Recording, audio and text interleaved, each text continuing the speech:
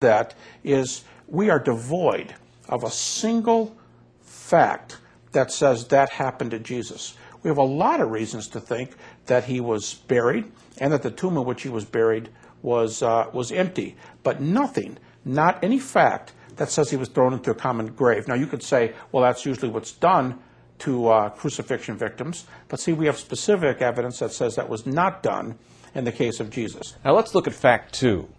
Jesus was honorably buried in a tomb. Philosopher Dr. William Lane Craig talks about the evidence for this fact. I was somewhat amused when Peter Jennings on the ABC special said that according to the Gospels, Jesus was laid in the tomb by his mother and his friends.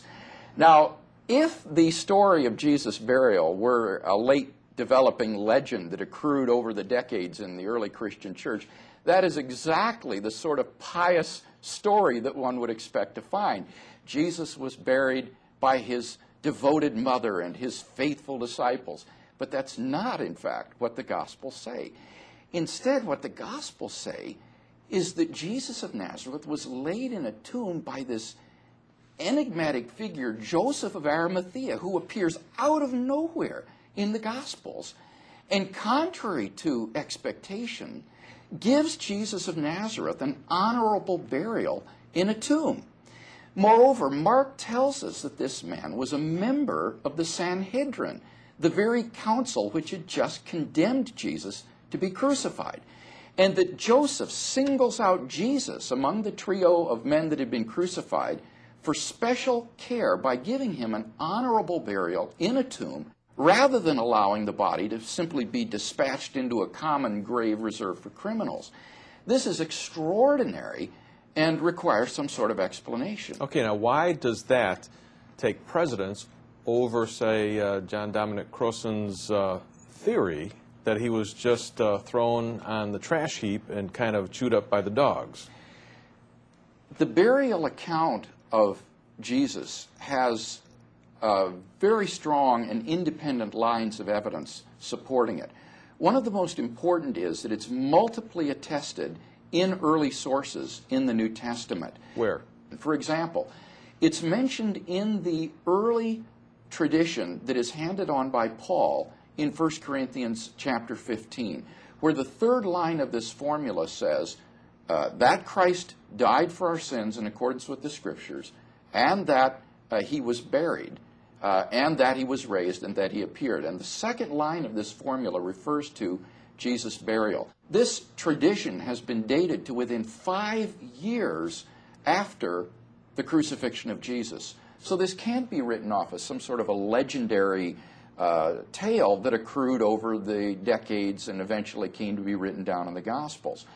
Moreover, when you compare this formula to the Gospel accounts on the one hand and the early sermons recorded in the Acts of the Apostles on the other, what you discover is that this 4-line tradition is an outline of the early Christian proclamation of the crucifixion, the burial by Joseph of Arimathea in the tomb, the resurrection of Jesus, the discovery of the empty tomb, and the appearing of Jesus to various witnesses.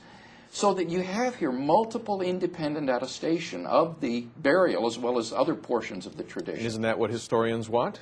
The vast majority of New Testament scholars today regard the burial of Jesus as one of the earliest and best attested facts about the historical Jesus that we have. Let's go on to fact number 3, that Jesus' death caused the disciples to despair and lose hope, believing that his life had ended. Right. Now, this is recorded in all the Gospels, depending on what you do there with Mark 16. But I think the reason critics don't really dispute this is because the psychology behind it is just too hard to ignore. What do you say when your closest friend, around whom you have dedicated 3 years of your life, and you thought he was the key to your hopes and your family's hopes and your dreams, so much so that the disciples thought, hey, can we sit on your right hand and your left hand? I mean, you know, you're our future. And he's taken away from you. He's taken away from you violently, so much so that you have to hide for fear of the Jews, it says there in the Gospel of John. And that kind of an account, everything's dashed at once, he's dead, and you're sitting around wondering if we should go fishing again. It is virtually impossible from a psychological viewpoint. Psychology comes to the rescue of the New Testament text. How do those guys feel triumphant after going through something like this? You are listening to the John Ankerberg Show, featuring leading historians, theologians, and archaeologists as they present the historical evidence for the resurrection of Jesus Christ from the dead. Therefore, the historian, whether that historian be a secularist, a Muslim, a Christian, whatever, the historian has to say, how do we explain the fact that this movement spread like wildfire with Jesus as the Messiah, even though Jesus had been crucified? And the answer has to be, it can only be because he was raised from the dead. Well, in terms of the psychological profile of the disciples, if we believe that it is true that they denied, deserted, and betrayed Jesus, that they had given him up for lost when he died on the cross, psychologically, something significant had to have happened to change all of their minds about this particular issue after the crucifixion of Jesus. Now, wait a minute. I'm using your facts. You don't believe the conclusion. What's this missing X? What do you think really happened? They usually at that point will opt out of the discussion any way they can. But if they do take a naturalistic theory, my assertion is the known historical facts, those admitted by all scholars, are sufficient to refute those naturalistic theories, as well as give the best evidences for the resurrection. Now, if you just joined us, we're examining 12 historical facts about the end of Jesus' life that are accepted by all critical scholars. And we want to answer the question, does historical evidence lead to the conclusion that Jesus really rose from the dead? Philosopher Dr. William Lane Craig presents the evidence for this fact.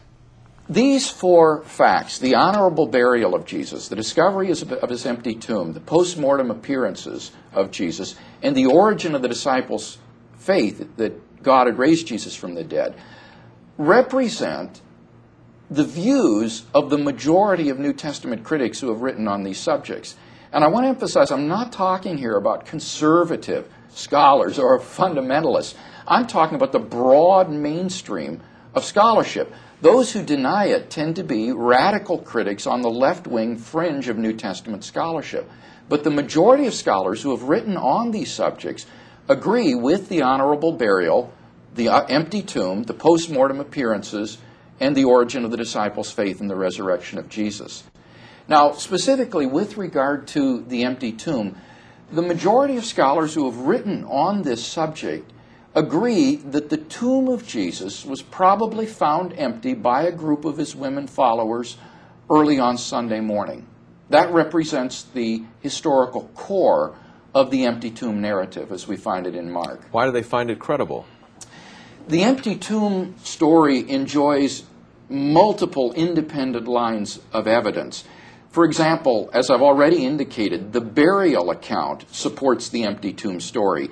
If the burial account of Jesus is historically accurate, then the inference that the tomb was found empty is not very far at hand, because the resurrection faith could not have arisen and flourished in the face of a closed tomb. Secondly, I think that the empty tomb story is also multiply and independently attested in early sources. It's attested in the pre-Markan Passion source, that is the source that Mark used for writing his Gospels. But we also have independent sources for the empty tomb in Matthew and Luke, and also in John. This is evident, for example, from the fact that Matthew has a quite different account of the empty tomb, employing the idea of a guard story, which Matthew did not invent out of whole cloth, but which represented a tradition which Matthew received. Most scholars recognize that John's account of the empty tomb and the burial of Jesus is independent of the three synoptic Gospels. I also think that the empty tomb is implied, at least, in the formula handed on by Paul in 1 Corinthians 15. When you look at the third line of that formula, which says, "And he was raised on the third day in accordance with the Scriptures," that third line